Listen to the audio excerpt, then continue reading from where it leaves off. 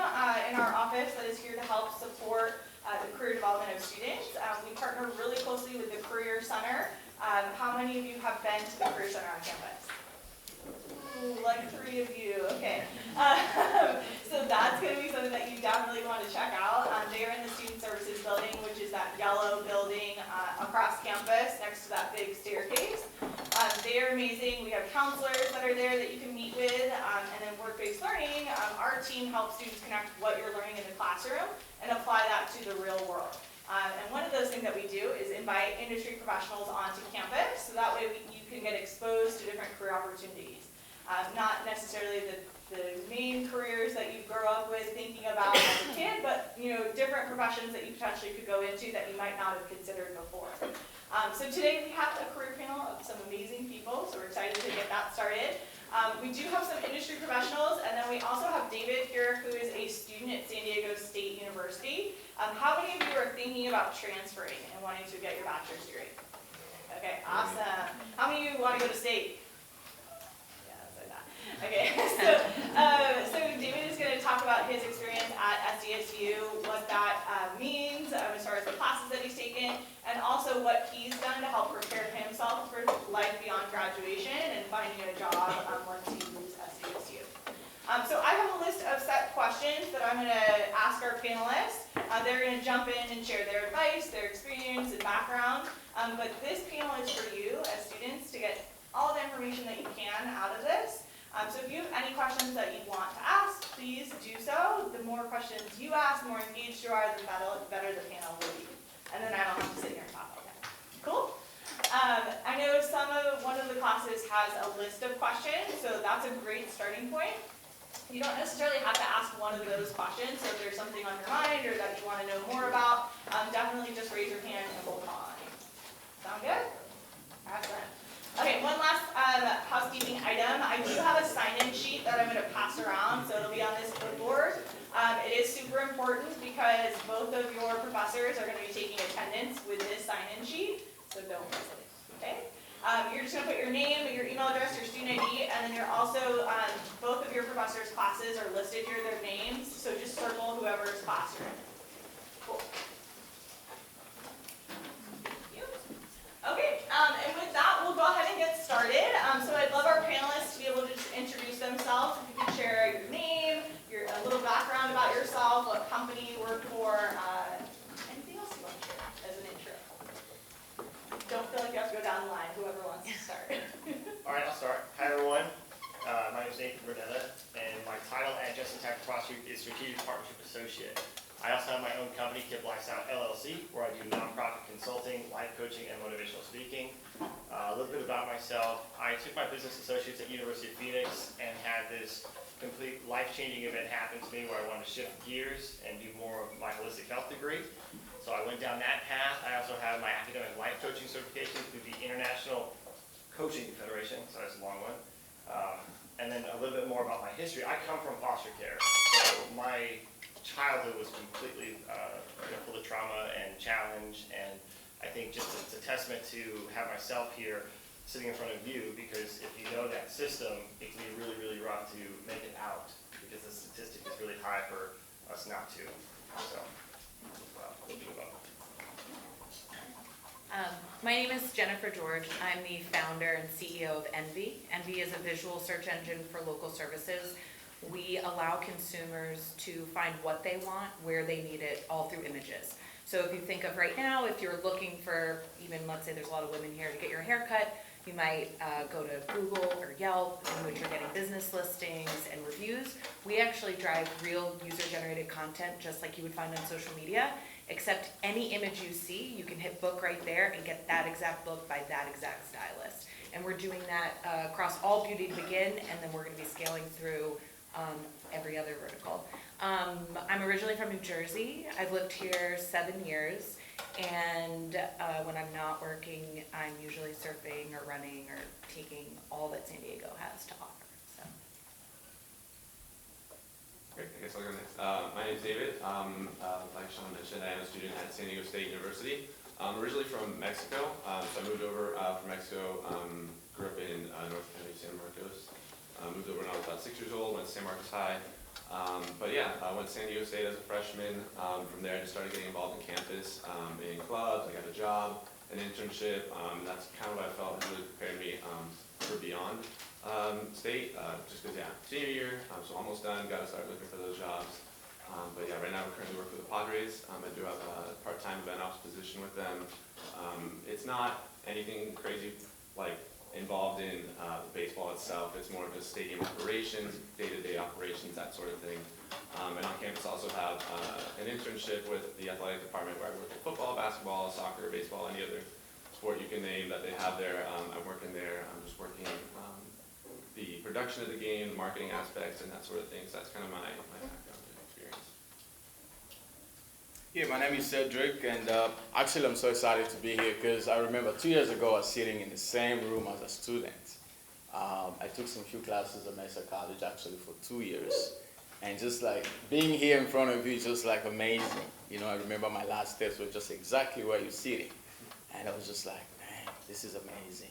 In the front row, right? Exactly right there. Yeah, it's amazing. Yeah, I do a lot of work with grassroots organizations in East Africa. I'm a co-founder of your platform. We support grassroots organizations to be more sustainable, but also providing resources that they need so that they can operate. So I'm mostly working into a grassroots level comparing to global or international organizations, because I do believe, like a lot of big organizations, I fell into global aid, and my work is mostly focused on a grassroots level because that's where I feel like change is mostly needed.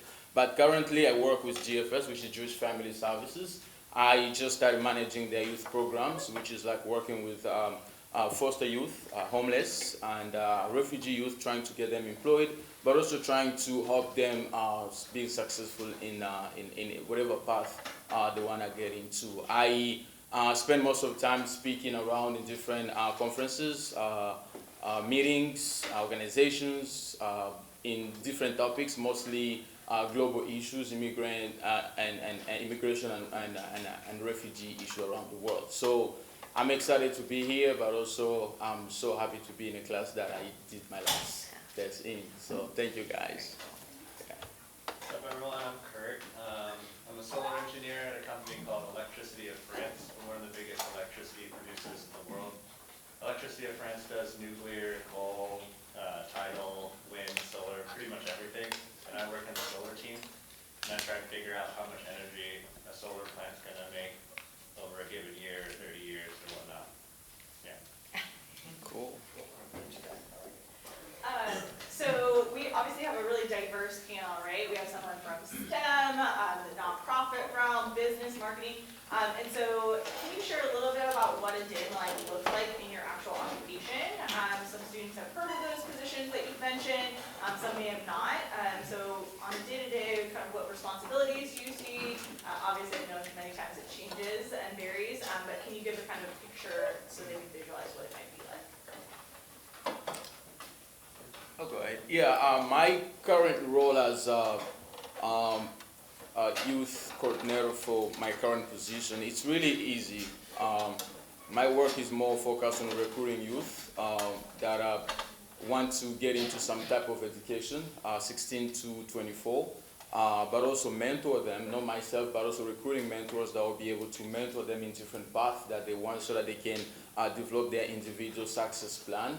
But also networking with different employers to be able to provide employment opportunity for those youth. But also I spend some of my time networking and building relationships with different service providers, just to making sure that we know all the service around youth in a city, so that whenever we have questions that are even beyond what we can offer, we can also be to direct the youth in that specific program so they can get help they need. I can go. So for me, a lot of it has to do with connecting with people in the community that want to make change. I mean, there's a lot of organizations in San Diego that are doing great work like Jewish Family Services, or even companies that want to be a part of that great work. And so if they don't know about Just in Time or the other organizations in San Diego that are doing that, they can't be a part of it. So for me, day-to-day is reaching out, is doing the research, is networking, is connecting with these businesses, these organizations, and also relationship management. I think that that is a huge quality to what I do. We might connect one-to-one, but then if I don't talk to you for 6 months or a year, then that connection isn't as stable. So you really have to maintain that as much as you can when you're building those relationships. I would say no day is the same as the other. Right now we're doing a lot of fundraising, so we had to raise $500,000 to get going. There's 4 of us. We're raising another round currently, so while I do focus a lot on product, and obviously we're managing our timelines, I travel a lot and I'm actually the one that usually is doing the fundraising. So like right now, every week I'm either in LA and San Francisco or both. I just did a day trip yesterday, and I'm in front of VCs, I'm in front of investors, pitching them and fulfilling our round. And of course, we're always looking for new talent, and we're readying for launch at the moment, so there's a lot of components with that, but I would say no day is the same. As a student, they have a lot cooler jobs than I do. My days are the same. I have class Monday to Thursday. So I'm in class 10 to 2 Monday, Wednesday, and then 12 to 4 Tuesday, Thursday, taking 15 units worth of classes, all in marketing, consumer behavior, market research, that sort of thing.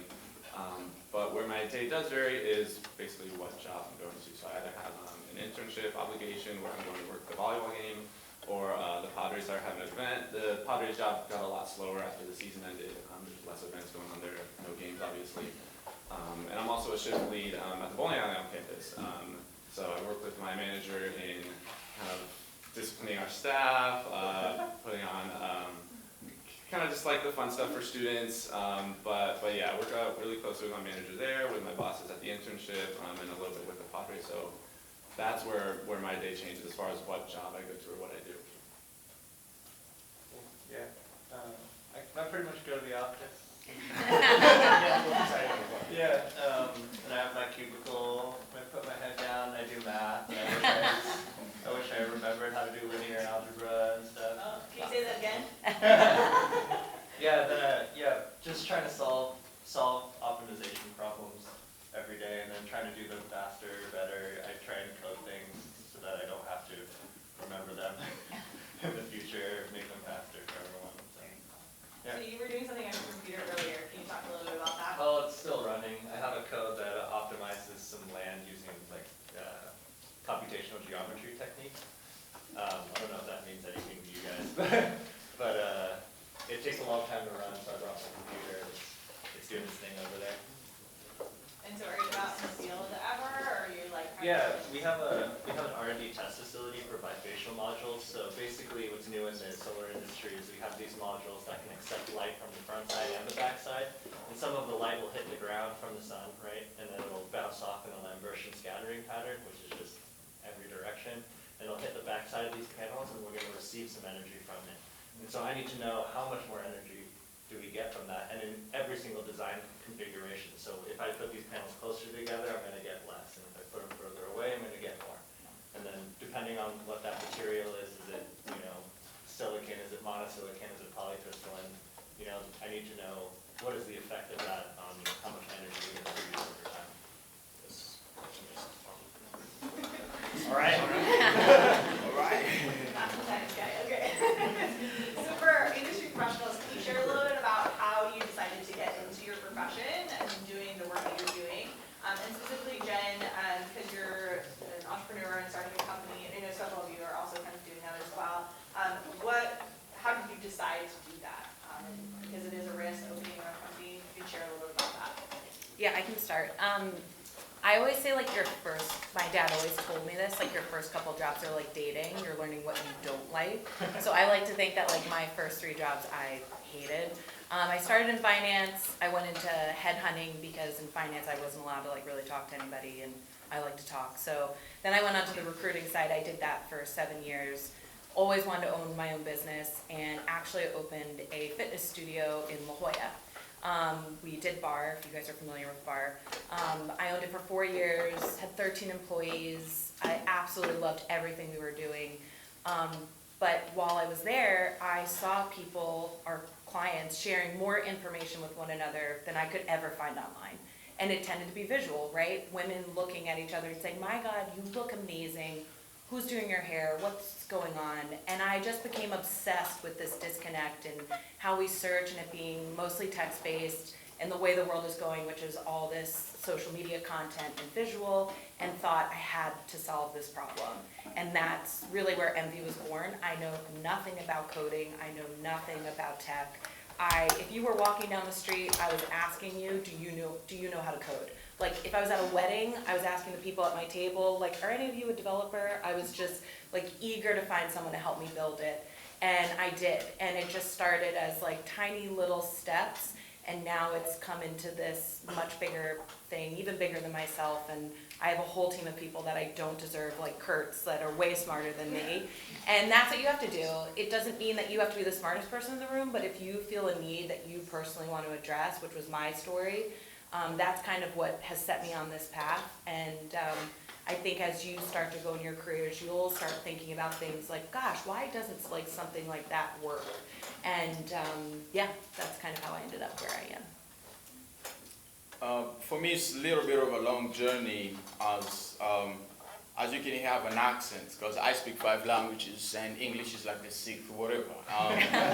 And it's been a long journey because from French-speaking country, I became a refugee at a younger age. And I guess that shaped my life so much. And, you know, growing up, you know, technology in East Africa was something like a train. I wanted to be like a computer engineer because I wanted to do that. You know, having a computer and all these gadgets was really great to have and good to know, but it felt like it wasn't really my calling. I went to college 2 years and then I dropped out, and then I realized that my passion was more to help people, to resolve some social problems. And then I started, you know, involved into in humanitarian aid. At 17 years old, I founded an organization that was helping refugees. I was so fulfilled in that field, and I continued. When I came to US 8 years ago, I was really still interested into working in nonprofit area, working with International Rescue Committee, Rescue. I went to Washington, D.C., LRS, I did a lot of work. And then I came to realize that all these things is just like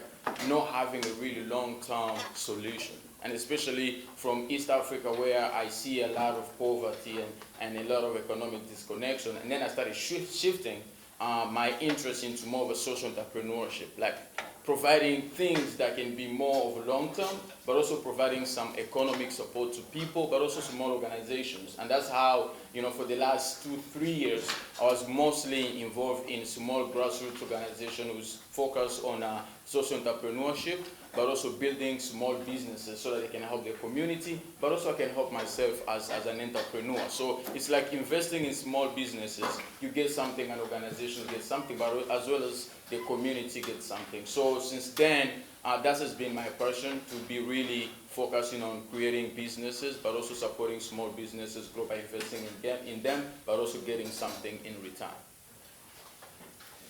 I can remember the exact moment that I decided that I wanted to shift gears and go from a career in sales to doing more of the giving back work. And I was working with a client, and I've always had a deep need to, or a thought that I want to change the world. You know, I grew up with my mom telling me from 5 to 13 that I was going to end up like my dad, on drugs and in jail. And for a child, it's not great programming, right? And I also saw a lot of injustices as well, growing up in the foster care system.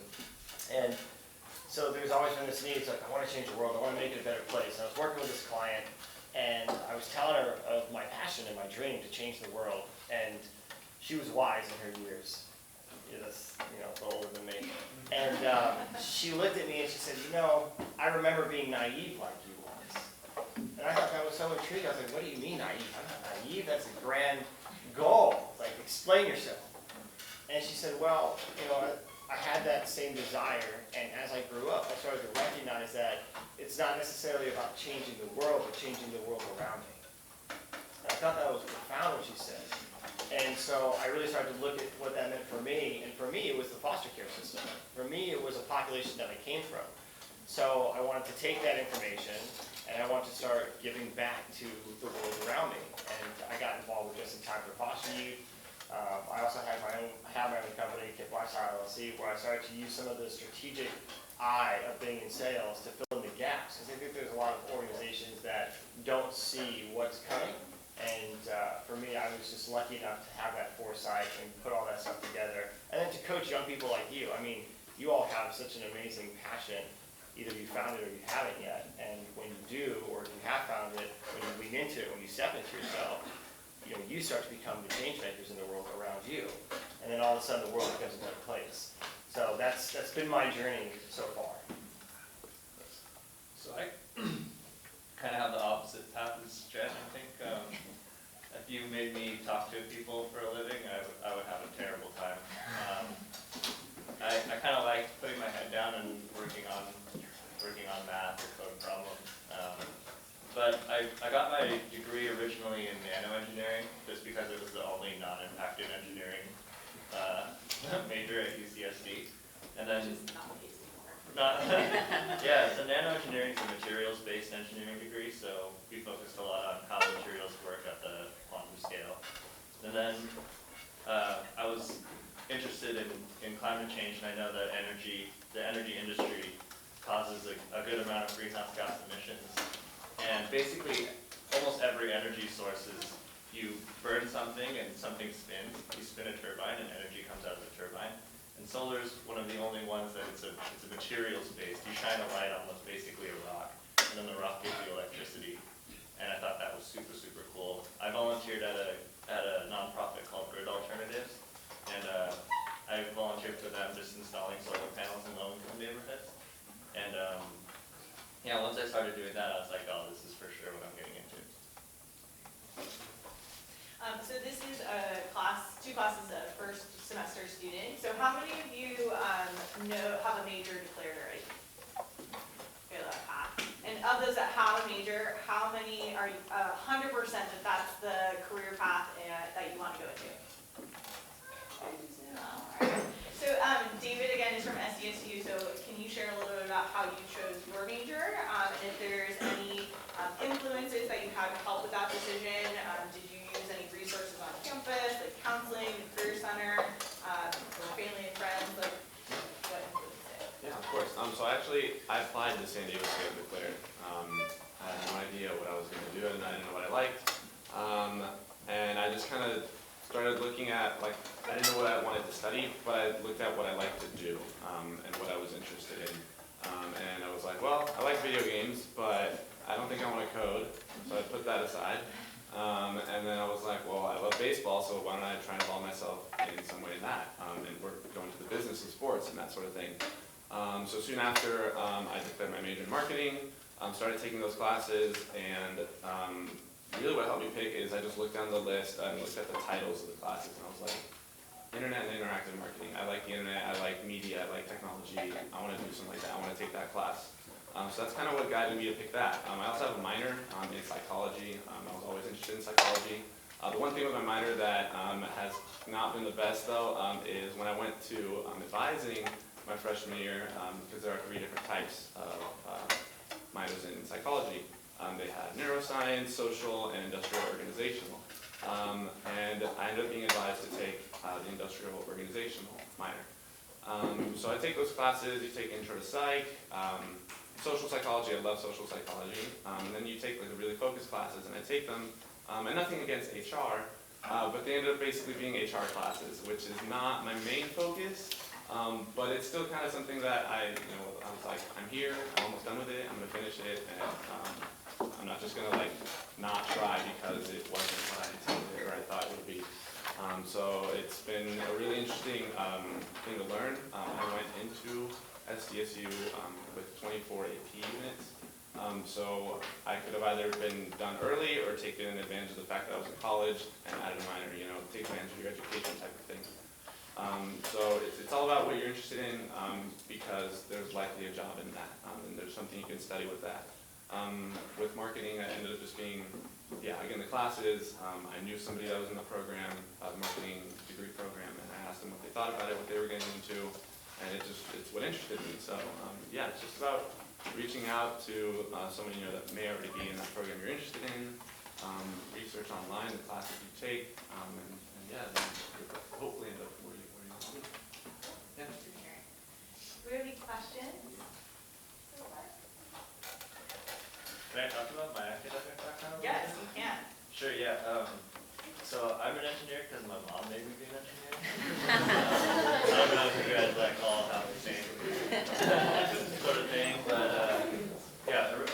Originally, I wanted to be in creative writing. So my minor is in literature. I'm a little bit minor as well. What was I gonna say? Oh yeah. So I graduated with in 5 years because none of the literature classes overlap with the engineering curriculum. And I got a 3.2 GPA out of engineering, and I had a 4.0 in literature. And then in literature, they let me go and take graduate classes and stuff. And engineering, they definitely didn't let me do that. But yeah, it ended up being okay. Things are okay. So can you talk a little bit more about that? Because STEM and minor in humanities are totally different realms, right? So can you share how maybe some of the humanities classes that you've taken in literature has helped you in your profession today? Yeah, I think it's not really like if you go to a job and a manager is interviewing you and you tell an engineering manager that you have a literature degree, he or she is not going to care at all. But personally, it helps me so much. Like my recharge after doing math all day is to read at night and to read literature, read short stories or poetry or whatever. So I'm not always looking at numbers and whatnot. So like if that's for you, you can totally combine these things in your life and still have things work out. And do you feel that it's helped you kind of with problem solving or analyzing in a different way? Yeah, I think you get practice reading short stories, and those are all really good writers. And all the people who are engineers are all terrible writers. And so when you're like reading through these engineering textbooks, it helps have some reading comprehension skills because like you have to. They're not going to do the work of explaining it well for you. So that's a good point, right? He's an engineer, so he's in a STEM field, so typically math and science based, but he still has to write and read and do reports, I would imagine. Communicating math-heavy topics to not math-centric people is a huge part of my job. Yeah. Like explaining something about solar to me would definitely fall into that category. So along those lines, if the rest of you can touch on how your undergraduate coursework prepared you for your professions and entering the workforce. And if there's anything that you wish you would have done as a student, if you could go back. Yeah, I'll go ahead. For me, it's a little bit different because I know some of you guys might be in this type of path because my education journey has always been complicated just because of some life circumstances. Not only that, but also like what you want to do in life. And I understand when you're young, you all have all these dreams and passions, aspirations, and things that you want to do, things that you love to become. But again, over time, things change and you start changing your thinking. And that was me. So when I started college, I told you I started with an IT major. 2 years I dropped out because I was like, I really don't want to, be behind computers and do stuff. And then I went to international development, and I did that. But again, it was okay. But again, I did not really understand deeply what I want to do. And the interesting thing is that for me, I started working when I was so young. At 17 years old, I was in professional world. And being at work and being in school was giving me different mindset because what I wanted is learning classes that are going to be helpful to my career. But again, sometimes classes or school does not provide you exactly what you want to be able to do. I mean, professionals that are here will agree with me with that. I don't know if every classes you've learned has helped you to do what you're doing today. But over time, when you are workplace, you kind of understanding what you need in order to be more successful. So when I came to the US and I wanted to, first of all, get some accreditation from my previous colleges, it was very hard. And then I had to start. So I came to Mesa College. And I was so patient, and I was really like, I can do anything. And when I came here, I was already professional. I was working in international organizations. I was working overseas. I knew exactly what I wanted. But when I speak to the counselors and they tell me classes that I have to do, that I have to add on what I have, it doesn't really work on my line of work. And it was really complicated a little bit because I was like, why should I take a bunch of classes, yet I know exactly what I'm doing at work, and does not have anything. It was a little bit challenging. But again, just because I wanted to get a paper, I was like, I'm just gonna get this, but that's not what I wanted, you know. When I did 2 years here and I finished, I was like, I'm not gonna go to any any other degree colleges just for nothing. I really wanna focus to know exactly what I want so that I can be able to take classes that I need, just like the way you were saying, you know, I like this class, I like this, I want to do it, which is really challenging in today's education because sometimes you are not given a chance to be able to decide, like, these are the classes I want to take. It's just because in these programs, these are the classes and these are the units, which is really, for me, education systems sometimes need to change somehow. But again, when I came to understand exactly that I'm going to be doing social entrepreneurship, I want to really continue into a global issues. I knew exactly what I wanted, and then I decided, like, okay, then I can take these classes and I can major in this program. So on top of what I have. So what I was trying to say is that sometimes as you grow professionally or as you grow as a person, things might change. You know, some of the things that you think you can be doing right now in 2 or 3, 5 years might shift, and you may end up doing something. So you need to understand just what exactly you want to do in life sometimes, just to be able to connect to that path of professional field that you want to engage in your life. And again, it might change. I was actually a horrible student in high school. My mom could not get me to do my work. How I I went to American University in DC, and I actually went to play volleyball. And my first semester, I didn't know this, but when you play sports, especially D1, they're very aware of all of your grades. And I got a C midterm report. And I didn't know this, but your coaches actually go and ask for reports from all your teachers. And my coach took a lot of pride in our team doing very well academically. And 2 of us got suspended for a game. And I was blown away. No one had ever cared about my grades. Well, that changed my whole thought process. I never wanted to be in that position. For the rest of my time there, I only got A's and B's. And I learned for me that I actually need purpose when I do things, and I learn very differently. The thing I loved about college that I felt like I didn't get in high school is you can always go and talk to your professor. You can always find somebody that can explain it to you. And I did that. I think I worked a little bit harder because I just think I take information in differently. I agree. I think a lot of the stuff that you learn in college maybe doesn't feel applicable at the moment, but I think actually for what I do on a daily basis, it's like group projects. Like you're probably having to do a lot of group projects. Someone's presenting at the end of the day or at the end of the semester. I feel like that's what I do every day. It's collaborating, it's learning how to work with others. And so I think that overall experience and the overall growing up that these next 4 years, 5 years, however long it takes, is just a really good experience to kind of help you grow as a person, and you'll start to pull from that stuff eventually, you know, down the road. Well, I mean, for me, it really was about finding my tribe. You know, I think growing up the way I did, I always thought I had to do things by myself. I had to just be the one to make stuff happen. And there was a lot of pressure to succeed in that realm. And if I could do anything different, it would really just be focus on finding the tribe that works with me, right? People who are aligned with my core values and believe in my why for what I'm doing, because that community of support is what's going to help you get through those challenges. You're going to have them. It's part of life. It's beautiful because you can learn a lot from them.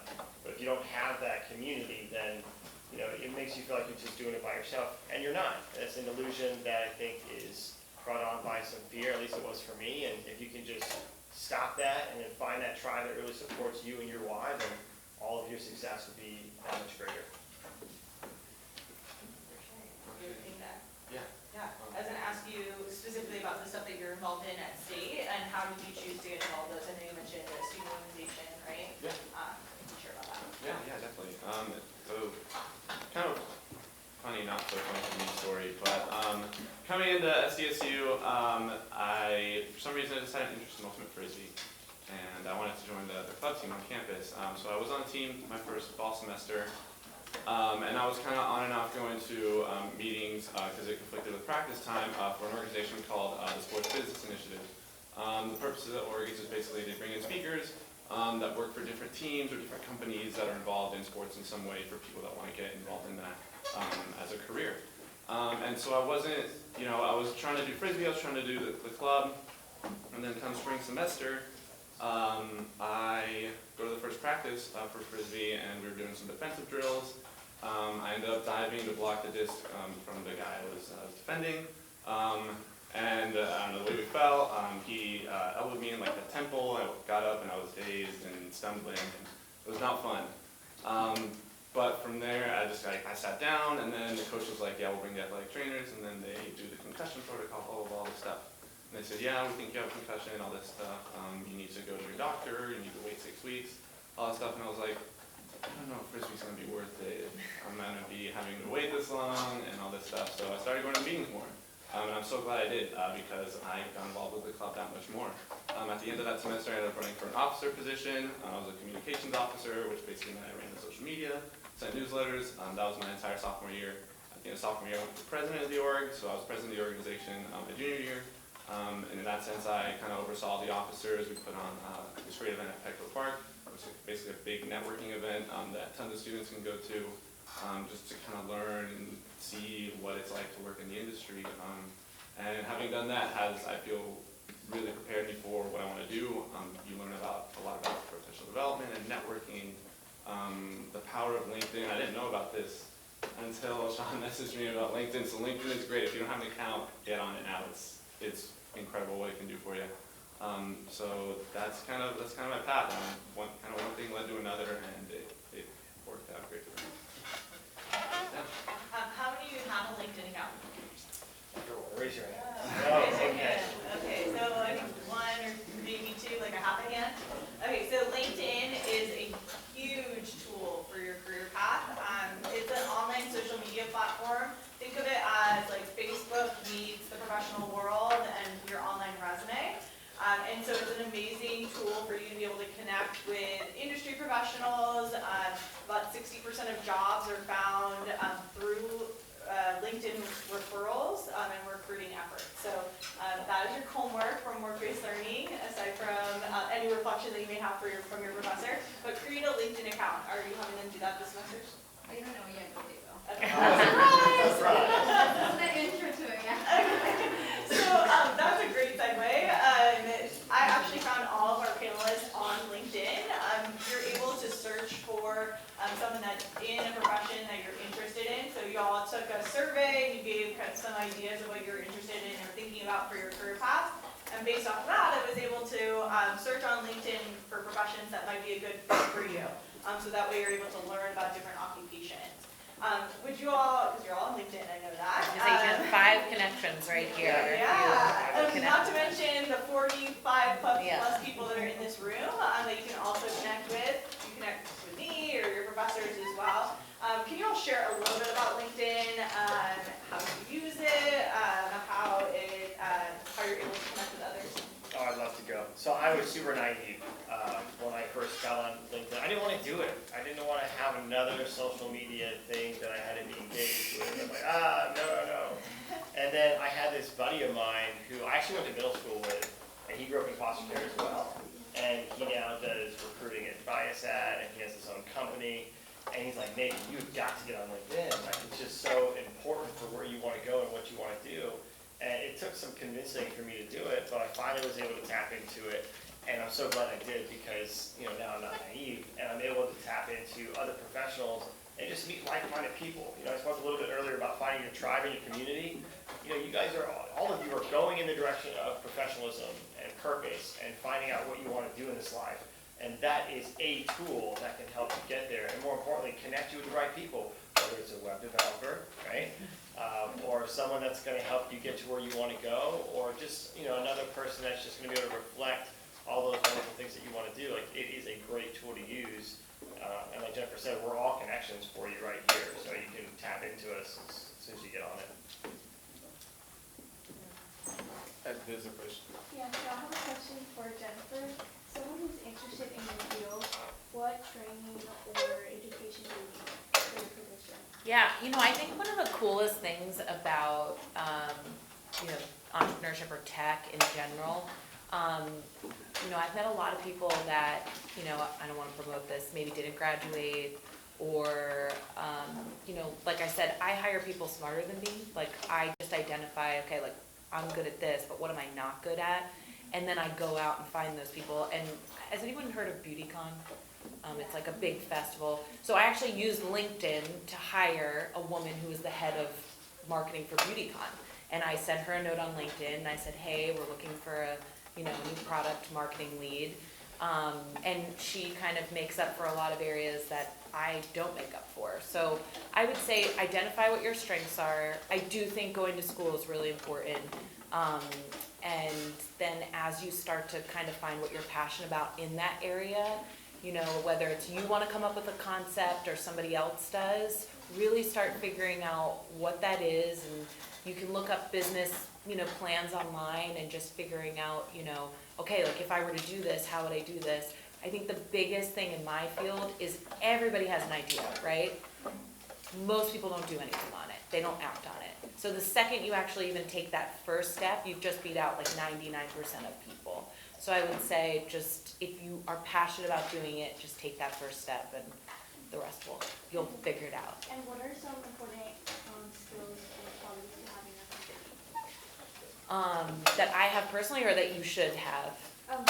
Just for your company, like what are some important skills? So I have to talk to people a lot. I really am selling.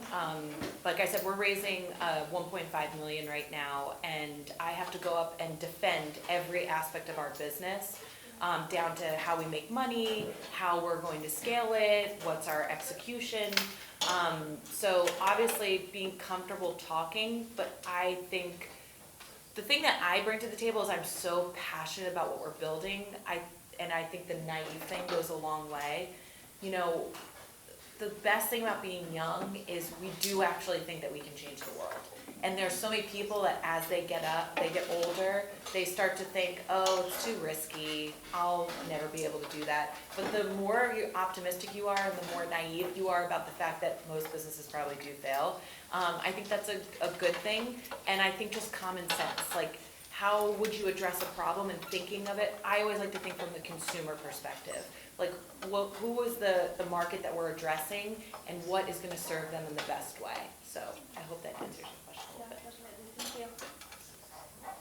you. I'll add something about LinkedIn that I feel like I'll strongly encourage everybody to get into. And sometimes we get, professionals, you get these questions about students asking questions. And for you who are trying to get into specific professional field or specific career, it's really a good platform whereby you can even ask people who are doing the work. So that's while you're getting into school, you know already what to expect. There is a space in LinkedIn whereby you can sign up to answer a few questions if you feel like you're professional in that field, and random people can just like ask just the question you ask. Hey, Cedric, how can I do this? How can I become whatever? And people, like 100 people, will get there. For me, LinkedIn has been a really cool platform because it brings professional world super close to you. When I was trying to work on my application, and I just threw out there, I'm looking for a web developer who can do ABC. I got more than 231 web developers all over the world, from Africa, Asia, America, South, North America, everywhere. And up to me to choose who I want to. People in my line of business, if I know like he's doing the same stuff that I'm doing, I can just email and text and we can meet up and connect. And in the professional world, it's very important. So I'm really strongly encouraging you guys to get into LinkedIn. For me, I use LinkedIn more than anything, and I love it. I don't even actually use my Facebook anymore because LinkedIn is the thing. And especially if you want to grow, if you want to connect, if you want to get to people that are trying to do things that you're passionate about, LinkedIn is the place you need to go. Thank you for sharing. Did you do informational interviews in your class? Yeah, we both of us were just going into that, so. So just so you all know, an informational interview is an opportunity, like Cedric mentioned, where you can connect with someone that's in the profession that you're interested in. to be able to ask them questions. So similar to this career panel format, but it's a more of a one-on-one individual opportunity. And you can do that virtually, you can meet with them directly, potentially you can even do a job shadow if you go to their work site, so you can see what it looks like a day in the life in that job. But LinkedIn is a really great way for you to do that, and you are students, which is the best time to do that, use the student card. Say I'm a student at Mesa, I'm thinking about potentially going into this profession. People do love talking about the work that they do, the impact that they're making, and so they also love helping students. And so use that to your advantage. So thank you for asking that question and for breaking the ice and being the first student. That's amazing. Does anyone else have any other questions that you're interested in? Oh, go ahead. For anyone, I would say, what moment of failure for you was important to be where you are now? That's a great question. Yeah, so at the scale of power plant that we built, if I'm off on my energy assessment by 1%, the company's gonna lose tens of millions of dollars. So No big deal. so I messed up an energy assessment because I'm not that smart, and basically all of my boss, my boss's boss, and my boss's boss were all like yelling at me in a room, and I was like, okay, I need to be better than this, you know. And so that was probably like my biggest failure, and then also like I need to be way more detail oriented. I need to go over this multiple times. I need to make sure I know everything down to the level to get this great. So yeah. For you, was that like an easy transition from like your STEM classes to like what you're the work that you're doing in your field? I think maybe I remember like 10% of what I learned in university, but what's important I think is I learned how to sit in a room, like in a library for a long period of time and figure out a math problem and don't stop until I have it figured out. And that's what I took with me, and that's what I do every day. So I've been great at sales. You know, I was forced to get into that industry, I think it was like 17, probably younger than that if you really tracked me. And I have leaned into that a lot in my experience. And the moment, and I still remember, I was at the beach and I was kind of in this breakdown mode. I hope you all have a breakdown moment in your life. They're amazing, but I was breaking down, like, man, like I don't want to do this anymore. I don't want to just keep selling things that I'm not passionate about. Yeah, I'm making great money, but I don't want to do it. It's not where my heart's at. And I had to make a decision. I was like, okay, what am I going to do? And I knew for me that life was about learning. And I created this life philosophy, keep it positive, which is really just having the perspective of what can I learn from this. It's not that life is so rosy and you got these glasses on, it's just that there's going to be growth within every situation. At the moment you can pull that growth, then it really is positive and you find that you're going through it. So I had to make this decision of, do I want to keep going down this path of doing sales, or do I want to take this understanding, or I want to take my strengths and apply it towards doing what I want to do, which is opening up my own company and then giving back to the population that I want to serve. And it was super challenging. I mean, any entrepreneur here will tell you, like, to take that risk is really, really tough because you will fail. And it took me a long time to get comfortable with this whole concept of failing being this really beautiful thing. And, again, for me, it was just making that choice of, okay, I know I don't want to do this, it's not where my heart's at, this is where it's at, and then just taking the leap. And knowing that failure is going to happen, and you're going to stand up. And it's going to happen again, and you're going to stand up. And that's just going to be the process. And at the end of the day, you look back and see all of those amazing people that you were able to help. I remember the first time we ran out of money at Envy, which was awful, the worst feeling in the world, and you can't get another check fast enough. And for most companies, that would end you. And my husband is like my cheerleader. I should jokingly call him my co-founder because he's like the one that picks me up and goes like, no, like pull up your pants, like just get it done. So we got over that, and that's probably happened 4 more times. And so every time I'm always like, oh my God, how are we gonna get out of this one? And then miraculously, we find a way to get over it. And I have no idea how it's gonna happen each time, but I joke that like this has just been like one failure after the next, but each time we come back alive, we are stronger than we were before, and I have no idea how that happened. So I think you learn so much, and I think so much just about life is about being able to overcome some awful things and figuring out and problem solving and just knowing that it's not a roadblock, there's a way around it. You just can't see it as something that's gonna stop you. There is a way around it. How are you gonna figure out how to get over it? So that's kind of how I look at that stuff.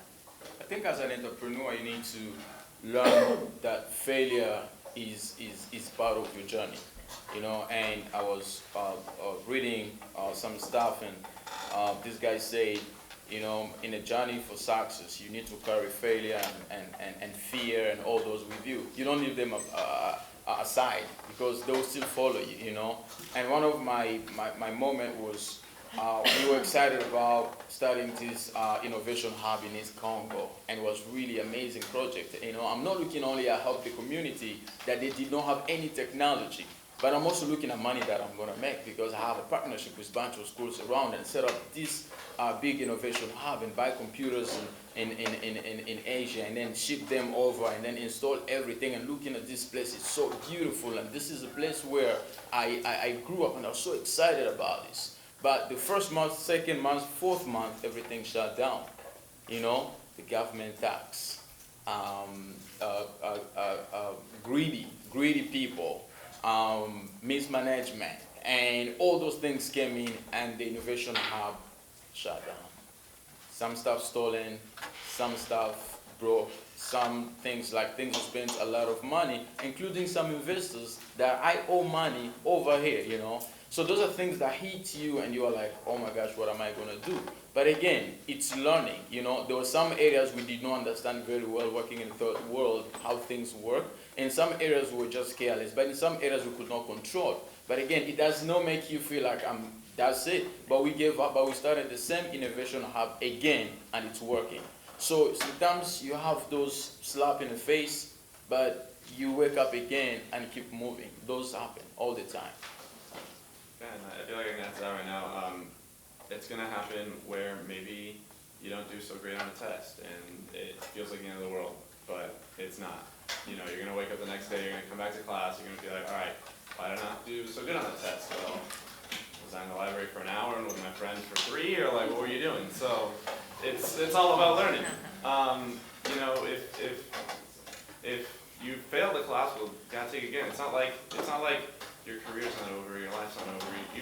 I personally feel this way, like, if I do bad on a test, that's all I can think about. I'm like, oh my God, I'm a failure, like, I failed the test, like, life is just over. Like, it's not. Like, it's like that in school, it's like that in life, it's like that in your career. Like, you're gonna keep going, and you're not boiled down to one moment in your life. Good question.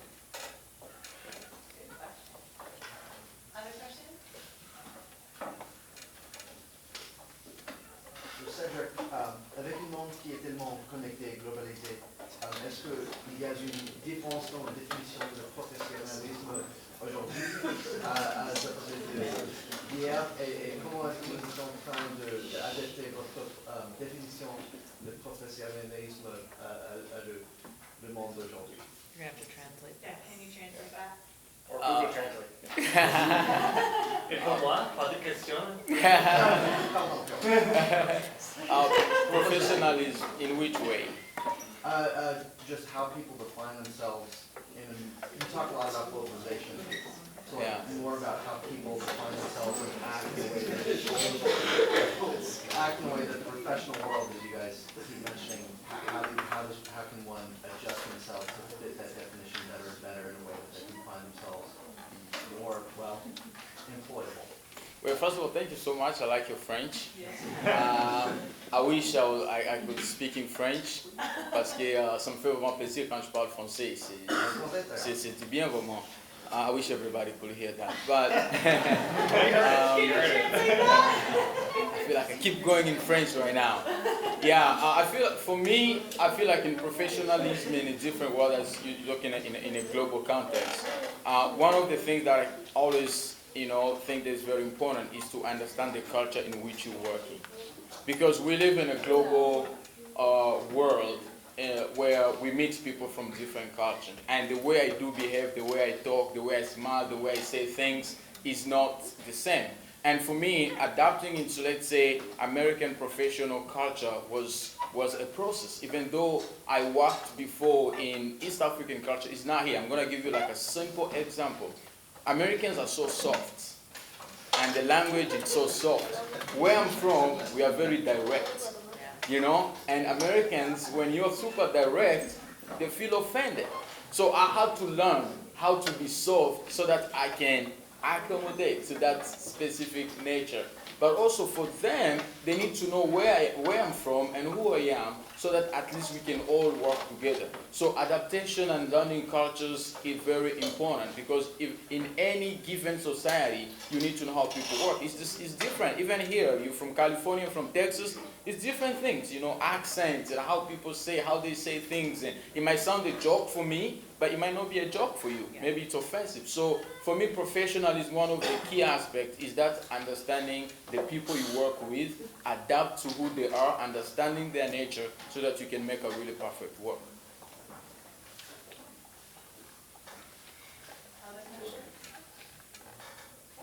Yeah, for Jennifer, you said what you mostly do is sell your work. For someone starting off with their new business at all, having no experience, what advice would you give to that person who's trying to sell their work even though you're barely starting? Yeah. Well, first of all, ideas hold a lot of water, or a lot of weight, I should say. You're selling the dream. I always say, we're selling the future. What I did was, as we started to raise more money, and this is something to think about, I went after people that had proven themselves and said, okay, how can I get them involved? And let me tell you, so many people are willing to help. You could LinkedIn me and say, hey, I've got this idea, I guarantee you I will respond and try and help. Has anyone heard of Madison Reed, their at-home hair color company? They've raised over $150 million, they're doing $50 million a year in revenue, and their co-founder left. And I found out, and she was looking for a new opportunity to find her new passion. And I started talking to her, and next thing I know, about 2 months later, she came on board.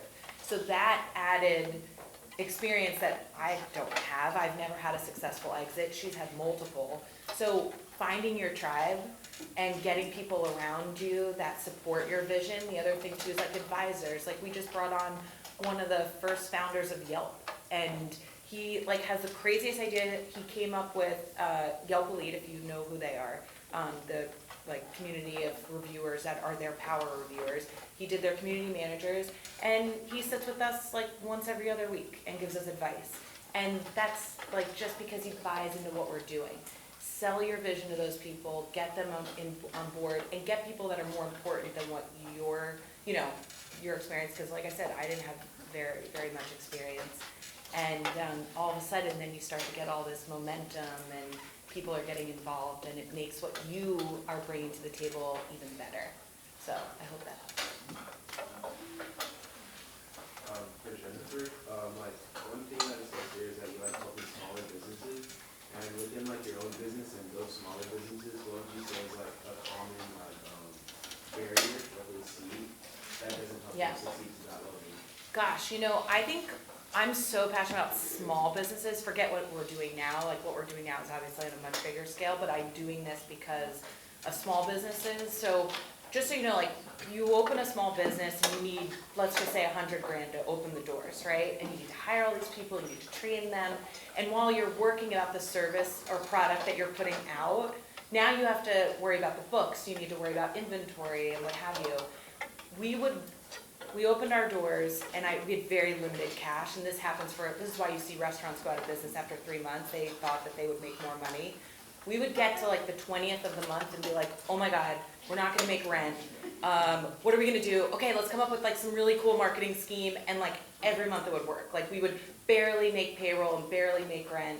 And I learned a lot of that stuff actually from marketing classes and stuff like that. The hurdle is how do you attract people to your doors? How do you get people in when like you are a small business and you don't have a massive marketing budget. So I really feel getting your product to like be recognized. I went out and met every business owner. We were in like Bird Rock, I don't know if you know it. I met every business owner on that street. I met every person that works, you know, in the area. How can we get involved? How can we partner with you? And I think it's like everybody up here keeps saying networking. That is like one of the biggest things. Finding out how you can use whatever it is that you're selling and get it involved in as many other things. But I think attracting people, you know, to buy into what you're doing is probably one of the hardest things. So.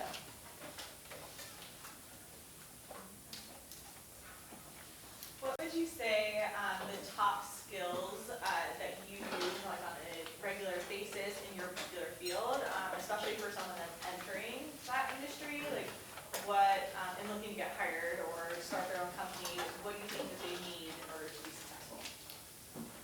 Well, I mean, I can tell you that the thing that's helped me the most is really being present. Whatever that means to you is, it's going to be different for everybody, but really having presence with those people that you're speaking with, being able to actively listen. I mean, it's one thing if I'm speaking right now, you've got some other thoughts going in your head and you're not really hearing me. It's a whole other thing if you're really engaged. Because through that engagement, through that presence, not only can you really understand somebody, which is powerful all in itself, but then you can use this deep curiosity that I believe every single person has, and it's to start asking real powerful questions, because that's where the communication can start happening. That's where you see them and they see you, and they feel that you're really with them. And I can tell you right now, and as somebody who has hired people and fired people and started my own company and worked for others, that's been my greatest attribute, is being able to sit with somebody with presence and have good communication through active listening. Yeah, out of that, he mentioned actually two, you know, great ones: engage, being there, being present. Communication is a very strong key to be able to be successful. Because when we learn things like here, you have all this, I would say, you know, math and you know all the theories, things, which is really good. But now when it comes to a workplace, you need to making sure you are there fully present. Communication is really great, which is also add-on willing to learn, because some of the things you will face into a workplace, you never seen them. Software that people use maybe to report. Some reporting system, maybe the way they work is very different from anything you ever learn. But just because you have a degree or master's or whatever, but you still need to learn that. It's not everything you learn in class that you find at work. Willing to learn is very important, but also being more creative. A lot of people feel like, oh, this is my job description and this is it. No, sometimes you need to go above and beyond what you asked to do for you to be able to make the work that is needed. Those are, I feel like, has been so much. And myself, I'm still in a learning process in both sides, while working for somebody, but also working for myself. It's one of those things that we need to put into work every day in order to produce a good work. Yeah, I think Cedric nailed it on the head. I'll go two-part with this one. For those of you who want to work as corporate drones, the skill set that no one talks about is endurance. Like going into an office, going to the same desk and sitting in the same cubicle every day for 8 hours. It's not 8 hours, it's like 9 or 10 hours. Every single day for years on end is tough, and a lot of people burn out. So whatever it is that takes you to the place where you're able to endure for long enough to bring your career to a point where you don't have to do that as much. Like I could work remote today and be talking with you. That's really helpful. And then another is people say, this is my job description. I'm an engineer. That means I don't need to know how to code. That's going to kill your career for sure. Because if you can code, you can do engineering tasks faster than the engineer who can't code.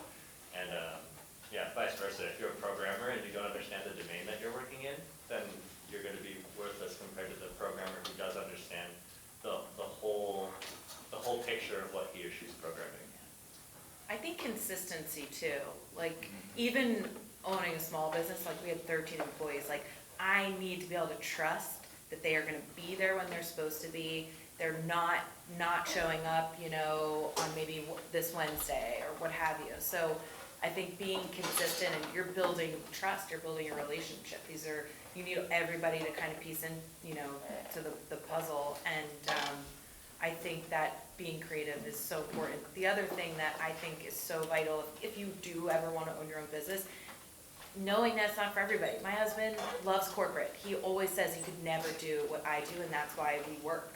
But I have to have a high tolerance of risk, and it's actually probably a problem of mine. Like, I don't sense risk. Like, I didn't have health insurance for a while. I did go without a paycheck. I said, oh, I'll figure it out. And that's not reality. And sometimes, there's a lot of people that just can't stomach that. And that's because the paycheck's really nice. And like, healthcare is really nice. Like, when I got married, the first thing I did was go to the dentist, because I haven't been to the dentist in a couple of years.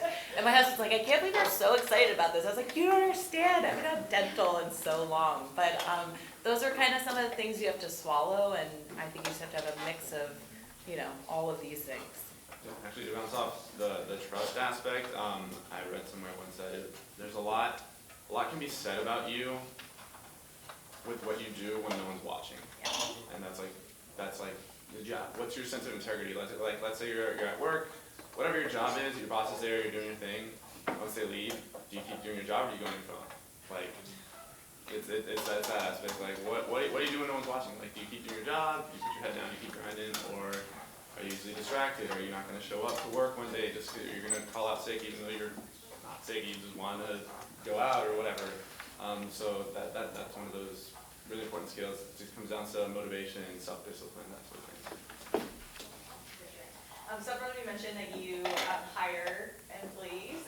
So can you touch on what you look for, or maybe some do's and don'ts that you've seen come through your desk? Tips that students can use. And David, you obviously have several internships and jobs. So anything that you've done to prepare for those opportunities? Yeah. I guess going back to LinkedIn, before I had my interview with the Padres, I looked up all the people that were going to be interviewing me. So if there was a point in time where I needed to make, I didn't know what the interview was going to be like, so maybe I needed to strike up a conversation, or maybe I went to the same university or from the same area as somebody that was interviewing me. It's one of those things that you can kind of connect with someone in that sense. So just being prepared for your job interviews, thinking about potential questions you might ask, so you're not drawing a blank when those questions are asked, when you're there and you're just kind of tapping your foot, you have to ask for the question again.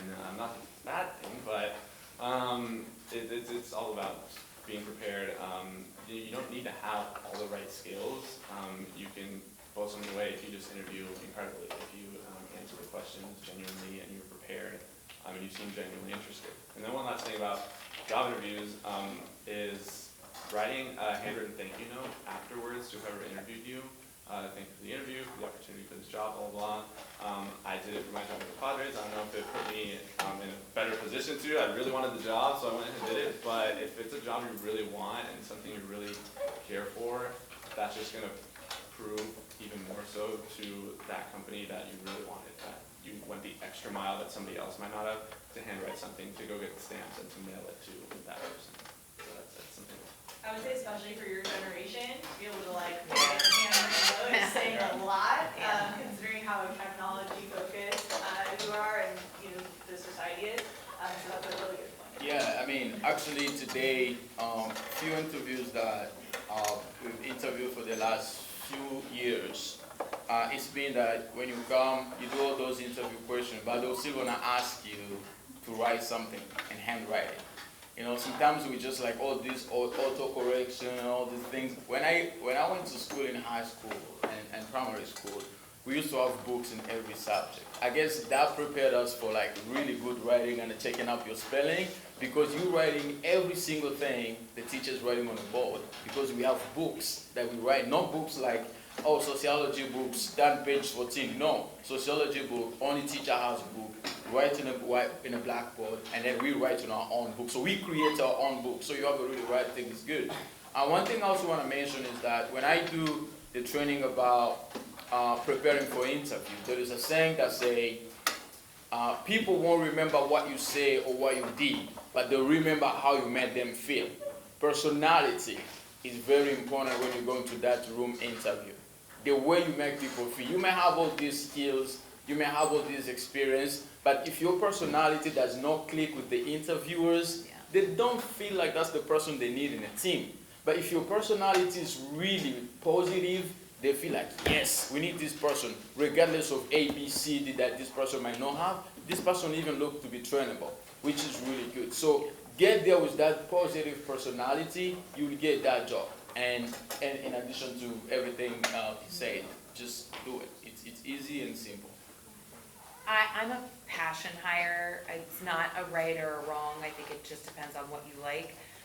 The beauty of owning a fitness studio, where I saw hundreds of clients a week, is I knew who was coming every day. And I'd be like, oh, hey, do you want some free bar? You know, you want like 25% off clothes? And we would get a lot of our people that way, which I loved. I knew they cared about what we were doing because they came all the time. My tactic now, actually, with Envy, is anyone that I meet, I never ask them on the spot for the job. I never ask them if they want it.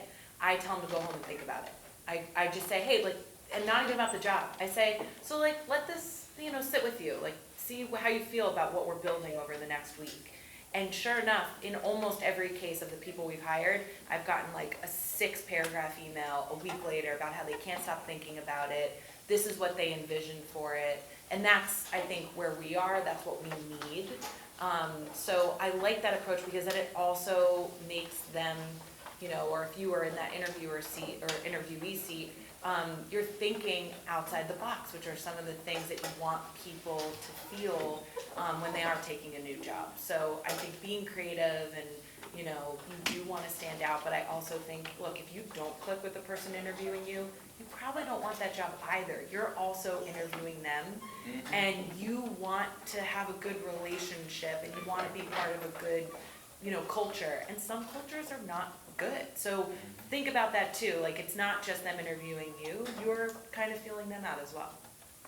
For me, I always look for authenticity, right? It's like a person knowing who they are. Because it's one thing for somebody to come into an interview and put on a show, and to say all the right things, and to say that they're the person that fits the culture, or that they want to be a part of this team, and then all of a sudden, 3, 4, 6 weeks later, they can't take it and they're out. And then you're in that same hiring process again. So, you know who you are, know what your strengths are, know what you're willing to accept and what you don't want to accept. I mean, to Jennifer's point about culture, that's huge. Yeah. I mean, you know, and even to Kurt's point about being able to show up consistently and having that endurance, like these are things that you want to ask yourself. Because at the end of the day, as much as you want the job, they want the right person. You got to remember that. Like you are that person if you choose to be. You know, and that is really valuable because to Cedric's point, I'll tell you right now, like if I know that I can go into work and I can feel this positive energy from somebody on a consistent basis, then that's just going to help the whole team. I want that person there. So just, you know, thinking about those points, I think will help anybody. That's why it's, that's why it's very important to research. When you go to a company, do not just go job online. You have no time to check on what the Envy. You don't know what it is. Go online, check it out. Yeah, go to Glassdoor, check it out, Envy, see what people say about it. If you find like 90% people have negative review about the organization, would you want to go there? No, that means it's going to be horrible. So you all need to go search and research to making sure that you know that what you're getting yourself into, and then you can make that call. It's very important to research company websites, Glassdoor, Yelp. They will tell you everything, either from people that got services there and the people that are working there. I work in a place whereby people are working.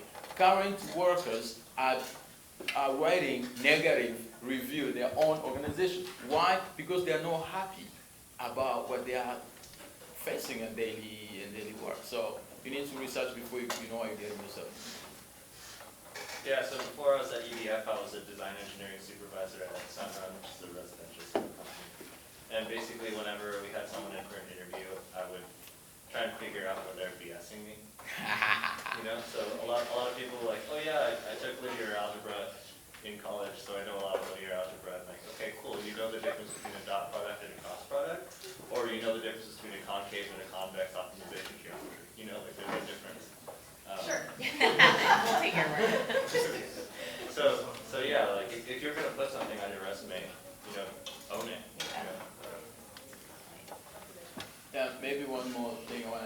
out there. Your social media is part of your hiring. Today, most of employers will want to check you on your Facebook. If they're just trying to connect to your Google and LinkedIn, Facebook and all these things, it's for me it's weird somehow because maybe my private life is different from my personal life, but sometimes you connect because employers might be like, wait, what?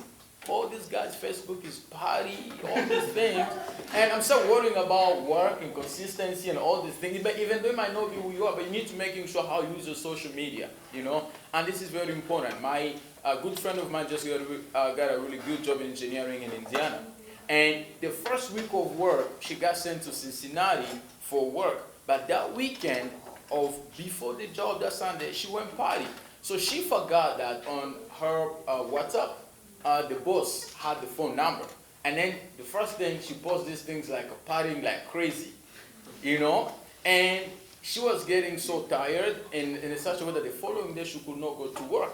Now she was saying like, oh no, I'm sick. The manager saw already that she was partying last night, and she got in trouble, and she's calling me, Cedric, I'm done.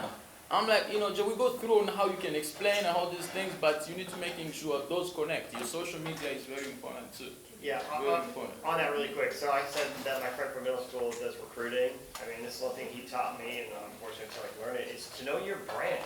And if you don't know your brand, figure it out, because what you're posting on social media is your personal brand. Yeah, it's gonna show up. Yeah. And if it matches what you're saying, then, you know, the guys who look for the BS, right?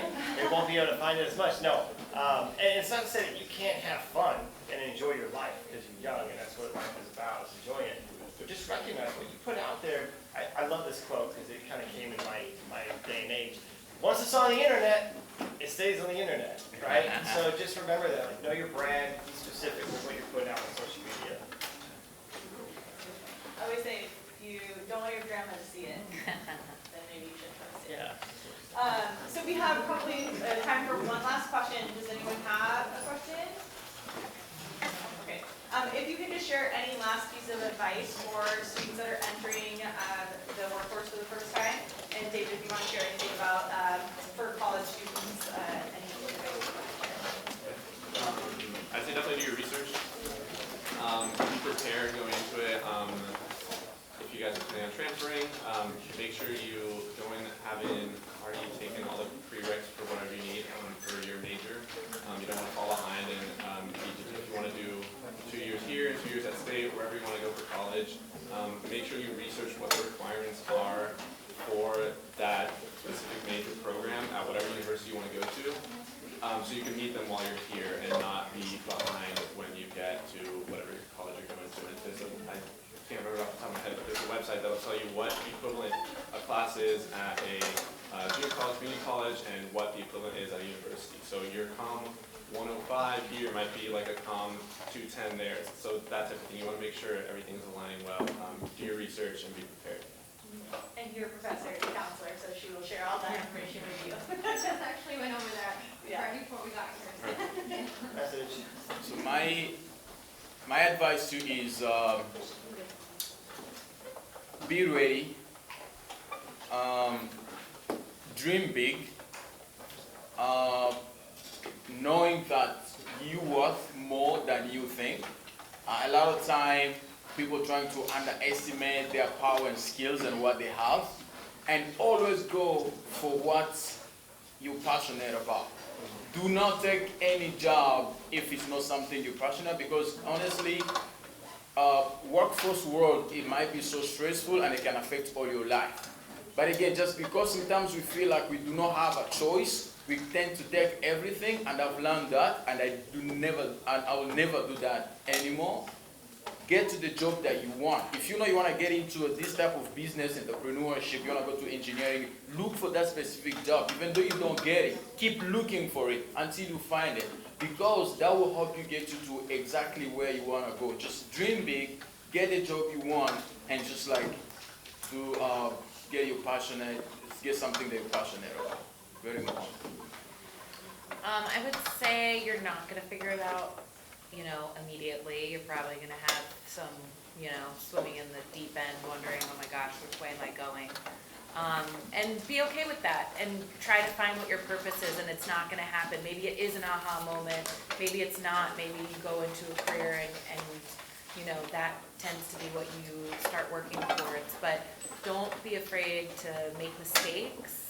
I love the dream big. I think that, you know, stay naive, you know, you never know, you're capable of everything and anything, and I think just know that you're deserving of it also, so. At some point in your life, you're going to start to decide what self-care means to you.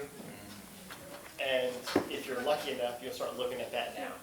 Because if you don't, you know, you can have a lot of things that pop up in your experience that you won't be able to necessarily handle at that moment. So decide, like, what does it look like for you? How are you taking care of your personal experience? Is it creative writing, right? Is it doing something that you're passionate about, like sports? Is it just having the definition of what it means to you? Figure that out now, because the sooner you do, the more you're going to be able to implement it into your everyday life. And then all of a sudden, it's not so much work-life balance, but work-life integration, because you're doing something that you love. And I love this quote, it's like, if you're doing what you love, you never work a day in your life. Yeah. And you know, that's really powerful. So self-care, figure that out, and lean in, step in. Wait, I want to add one more thing. Save your money. Yeah. Save all your money. I mean this.